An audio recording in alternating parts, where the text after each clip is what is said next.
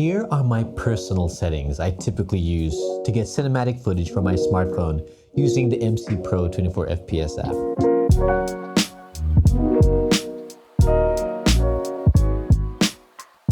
What's up? I'm ronald.james.baculo, filmmaker, comic book creator, and mental health ambassador, here to help empower you to tell better visual stories with the best mobile filmmaking tips, tricks, and techniques.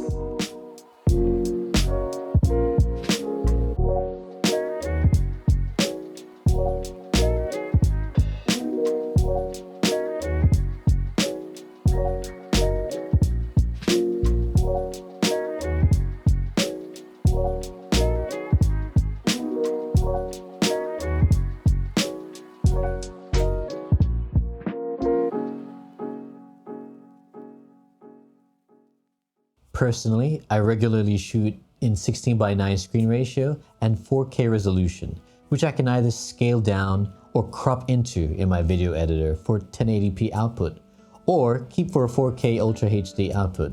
Either ways, at least my footage is future-proofed for the next couple of years, even if 1080p becomes obsolete.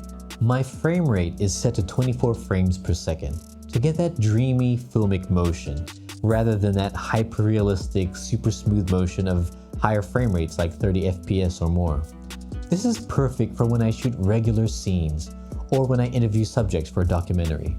For B-rolls, I would switch to 60 FPS so that I have those extra frames which I can stretch out to 24 FPS playback and have that beautiful slow motion footage.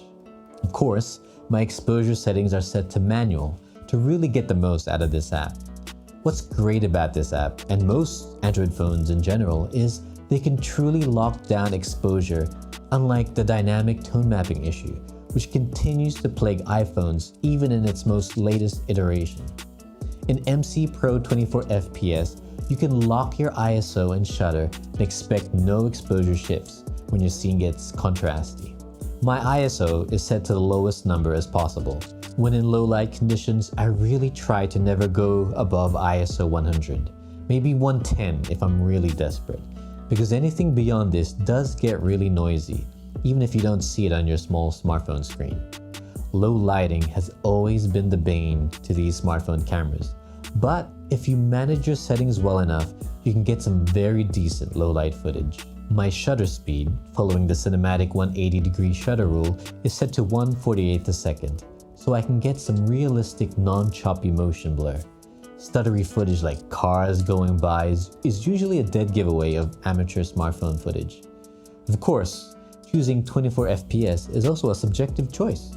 If you're filming kinetic action scenes like a martial arts sequence or an epic World War II battle scene, you can benefit with a faster, crispier frame rate. If I'm shooting slow motion B-roll footage, I just double my frame rate number, which means 1/20th a second shutter speed. If you don't do this, you'll get too much motion blur in your footage when you stretch it out to 24 FPS playback. Keep in mind, a faster shutter speed means less light is being captured, so you have to compensate accordingly with your lighting. On the flip side of this problem is having too much light, like shooting in broad daylight, for example, which might force you to have incredibly high shutter speeds just to get the right exposure that isn't overblown. In such a scenario, that's where ND filters come in super handy, which are simply sunglasses for your camera lens, and will help you maintain the 180-degree rule with your shutter and have that filmic motion blur. As far as video settings go, for the GPU, I usually have it turned off, which according to the developers will give you the best color space to work with, as well as better performance stability as the load on your device is reduced. GPU turned off will also allow you to shoot with 10-bit color depth, but if you want to shoot with an anamorphic lens attached, then you'll have to turn GPU on so that you can de-squeeze your footage. For the codec, I mostly use AVC H.264, which is a codec that is easier to edit with, especially on a slower computer system like mine. If you're shooting 10-bit video, then you'll have to use the HEVC H.265 codec. The bitrate quality I keep to 100 megabits per second, which is a lot higher than what your stock camera app saves your videos as. But on my Samsung S10 Exynos processor, MCPro24fps can actually let me set it as high as 500 Mbps, which is crazy. Lastly, I keep noise reduction to fast, which is the minimal setting so that my footage is slightly less noisier, yet not too blotchy. And I turn sharpness to off, because the film look has a dreamy quality to it that is lost these days with modern smartphones adding too much artificial sharpening. And my favorite color profile or gamma curve to use is M-Log 80%, which is very flat and quite similar to the S-Log color profile I use on my Sony mirrorless camera. So I'm more accustomed to color grading it, and it's compatible with a bunch of LUTs I already own, requiring only minimal adjustments. And there you have it, my personal cinematic settings for MCPro24fps. But please do stick around the channel, as I'll be making another follow-up video or two on how to shoot using the different gamma curves like log, and also how to capture 10-bit footage and edit it on video editing software like Adobe Premiere Pro or DaVinci Resolve.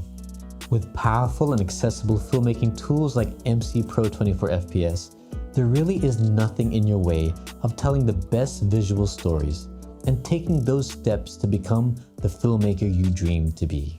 Hey, if you found value in this video, please do help support the algorithm by hitting the like button or subscribe to my channel to see more awesome content like this.